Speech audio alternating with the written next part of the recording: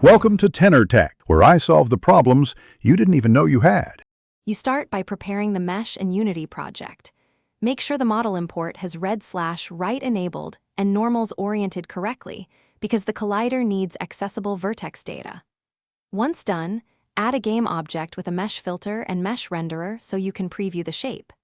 Then, from the inspector, add a mesh collider component. This is your first actionable step toward physics interaction. Make sure convex is unchecked for complex static geometry and checked for rigid body interaction with physics constraints. Now you configure the collider details to match behavior and performance. Assign the exact mesh asset to the mesh collider's mesh field so collision uses your model's topology. Mismatches cause gaps. Next, decide convex.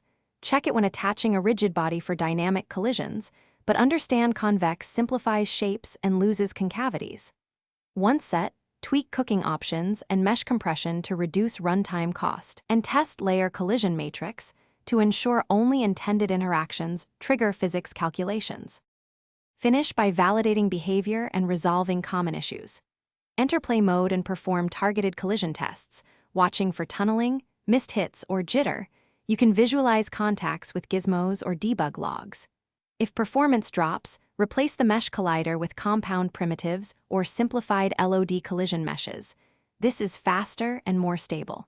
If seams or holes appear, make sure normals and mesh integrity are correct, and re-export a cleaned mesh from your modeling tool. One tip: enable continuous collision detection. Thanks for watching. Subscribe to keep your life in tune.